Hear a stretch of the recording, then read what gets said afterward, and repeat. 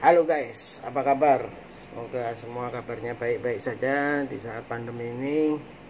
Dan semua saya harapkan sehat semua, jaga jarak, dan tetap pakai masker. Nah, saya mau bercerita kali ini, saya mau bikin episode bersambung seputar mengenai bumerang yang lagi kayaknya rame di medsos karena ada berita yang saya expose beberapa waktu yang lalu mengenai reuni bumerang. Jadi sebelum saya cerita mengenai reuni bumerang, saya mau cerita dulu kisah pertemuan saya dengan bumerang sampai putus, nyambung lagi sampai sekarang nyambung lagi. Di awal saya ketemu bumerang itu sejak belum bumerang ya, Los Angeles. Jadi tahun 1993 saat mereka ikut festival rock di Jawa Timur, dan dia mewakili Jawa Timur, Los Angeles, untuk bersaing di tingkat final di Jogja waktu itu ya. Finalnya diadain di Jogja. Dan mereka, Los Angeles ini, lolos sebagai salah satu finalis, sehingga saya beri kesempatan untuk rekaman single No More waktu itu, singlenya. Jadi saya udah melihat penampilannya mereka di atas stage ya, keren memang, rocker gitu ya. Habis itu ya sudah, habis rilis, karena mereka juga bukan juaranya, sehingga kesempatan untuk rekaman album juga nggak saya berikan kepada mereka. Jadi saya berikan ke Andromeda sebetulnya waktu itu sebagai juaranya. Hanya karena Andromeda sendiri sudah memutuskan rekaman albumnya itu tidak bersama saya tapi bersama Harpa Record, ya sudah, nggak masalah. Jadi saya juga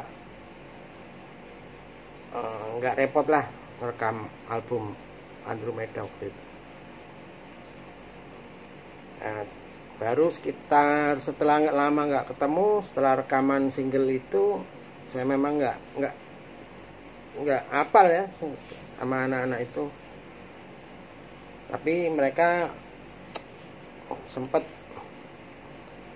datang ke rumah saya, coba menawarkan demonya, demo album Los Angeles yang waktu itu formasinya masih Pet Agusti, Roy Jekonia, Farid, dan John Paul Ivan. Jadi yang maju waktu itu ke saya Pet Agusti, drummernya. Tapi pada saat mereka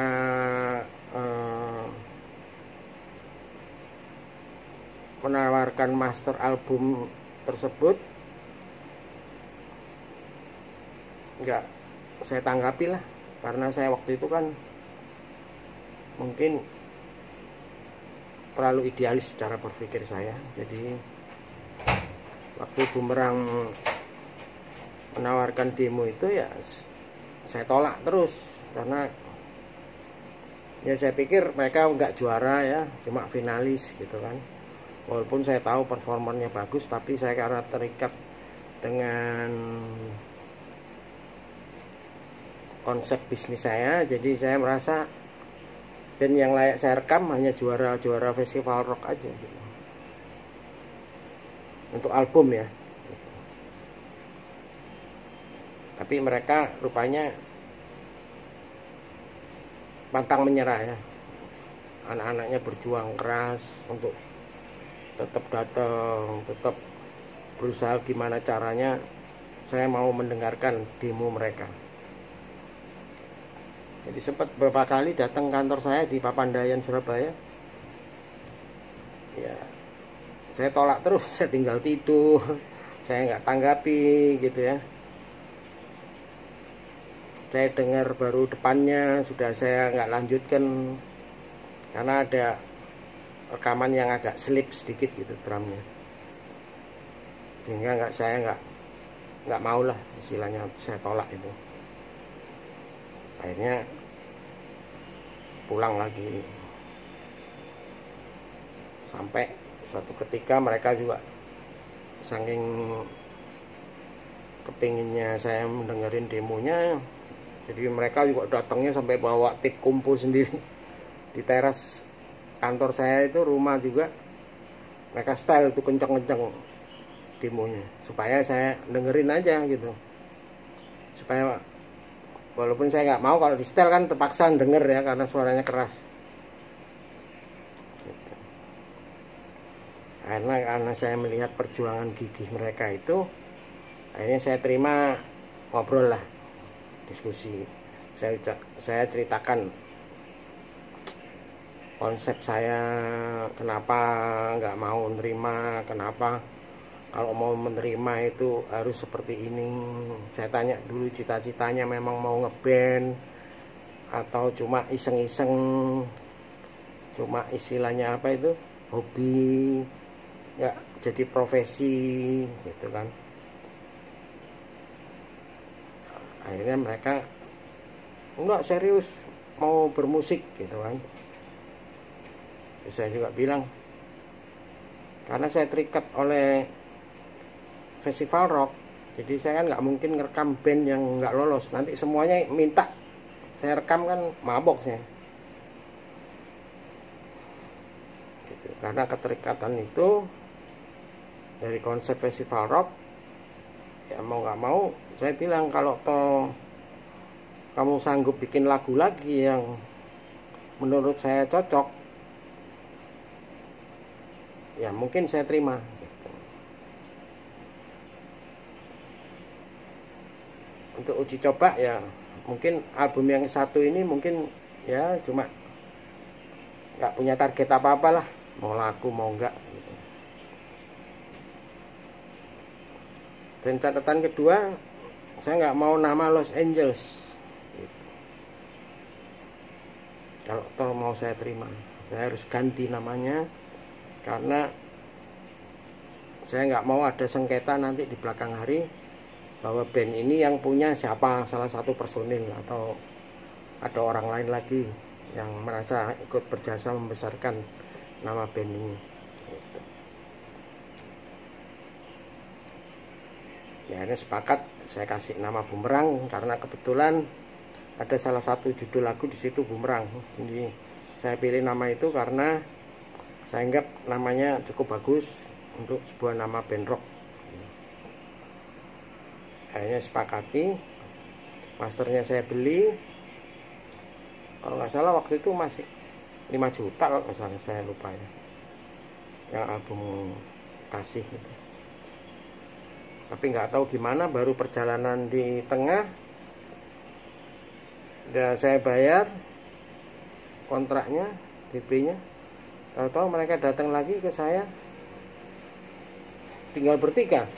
Jadi tinggal Farid belum ada, jadi masih Roy, Ivan,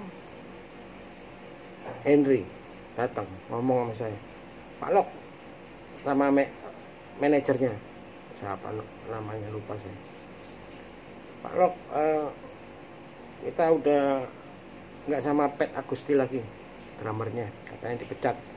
Nggak tahu masalah apa intern mereka, nggak tahu masalah uang pembayaran master yang sudah diterima atau gimana, saya kurang paham. Pokoknya mereka sepakat mereka hanya bertiga, nggak berempat. Wah, terus gimana pemain drumnya kalau bikin klip kan gitu. Ya sementara nanti klip Roy aja gitu. ya udahlah, akhirnya saya suruh Udi, orang TVRI, untuk bikin klip di Bromo gitu.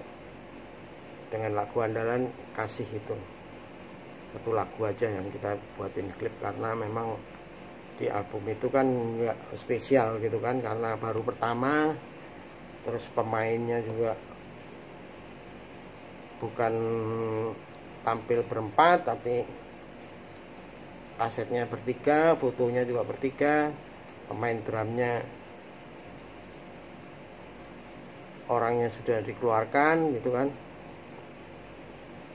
Jadi sebetulnya album ke-1 itu hanya ya udah, karena sudah terlanjur dan ada kejadian itu, sehingga ya nggak punya target apa-apa aja album itu. Saya sendiri waktu terima Bumerang album 1 itu, saya juga udah merasakan bahwa band ini orbitnya akan lama gitu, makan waktu lah istilahnya. Waktu itu saya udah punya ini paling 5 tahun lah, 4-5 tahun baru bisa jadi. Nah, tapi setelah saya terima itu, saya rilis di Metro Tama, saya titipkan ke sana. Jadi mereka langsung saya suruh bikin album lagi baru. Ayo bikin lagi dengan lagu yang saya banyak titip lah, modelnya begini, cocoknya begini, kamu mesti main musik seperti ini, banyak balletnya, ya kan. Cara nyanyinya juga bisa dibawa ke model Kus Plus atau apa. Jadi bikinlah lagu yang seperti itu, ada slunya. Jadi album KO itu udah langsung dipersiapkan untuk sebelum rilis album yang pisah, Kasih, album Kasih. Jadi kenapa cepet banget itu Bumerang rilis album keduanya, dengan formasi yang merekrut Farid sebagai drummer. Cuma sekitar mungkin hanya 6 bulan kan, 6 bulan udah langsung rilis album KO, Kontaminasi Otak. Jadi kira-kira itu awal mula pertemuan saya dengan personil Bumerang. Nanti saya akan sambung lagi untuk selanjutnya, sampai beredar berita terakhir mengenai kemungkinan adanya reuni Bumerang yang simpang siur. Oke, sampai ketemu di chapter kedua. Selamat malam. Ciao.